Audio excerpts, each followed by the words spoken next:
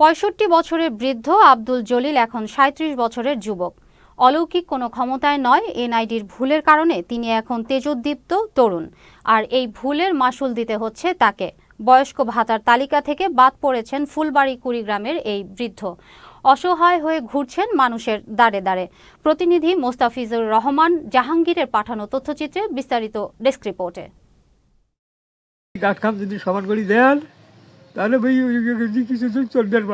মোর ID কার্ডটা ঠিক করে দাও বাহে। আইডি কার্ডটা ঠিক হলে মুই মোর বয়স্ক ভাতা করে নিয়া স্বামী স্ত্রী দুজনে বাকি জীবনটা ভালো করে চলিবার পাইলং হয়। কথাগুলো বয়সের ভারে কুজু হয়ে যাওয়া বৃদ্ধ আব্দুল জলিলের।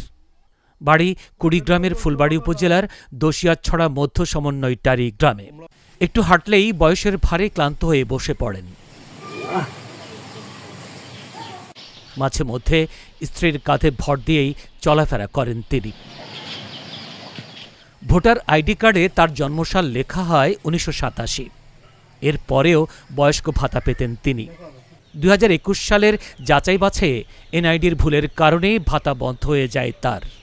এরপর থেকেই বয়স্ক ভাতার জন্য এনআইডির ভুল সংশোধনে দাঁড়ে দাঁড়িয়ে ঘুরছেন এ বৃদ্ধ। আমার স্বামীর ধরে আইডি কার্ড করে দিলে সংশোধন করে দিলেন, হ্যাঁ তা বয়স্ক ভাতা পাইলে, হ্যাঁ দুইজনে চলি ফিরি খাওয়া পাইলাম, হয় আমার কিছু নাই। মোর বয়স ৬৫ বছর আর মোর আইডি কার্ডত ৩৭ বছর। এই কার্ড কাম যদি মোর সমান করে দেন তাহলে আমি কিছুদিন চলি খাবার মান। মোর বাড়ি ঘর দুয়ার কিচ্ছু নাই বাবা।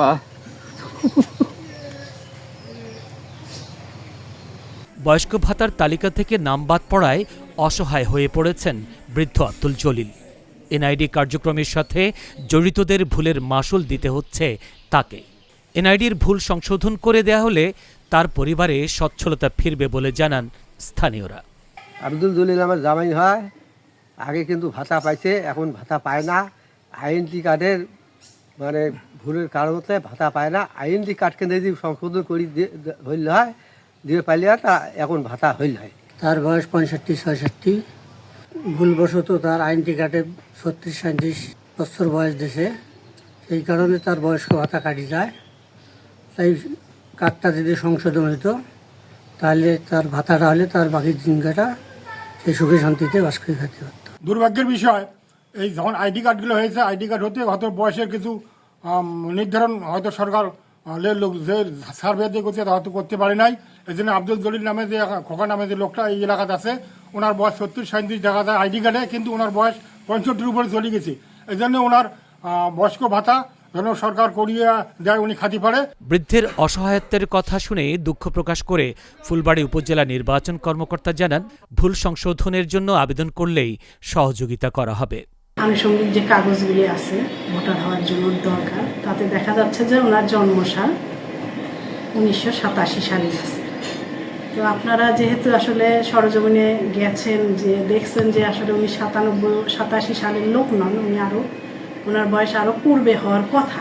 যদি উনি জন্ম নিবন্ধনটা সংশোধন করে আমাদের সংশোধনের জন্য আবেদন করেন অনলাইনে, তখন হয়তো কিছু একটা ব্যবস্থা হলেও হতে পারে।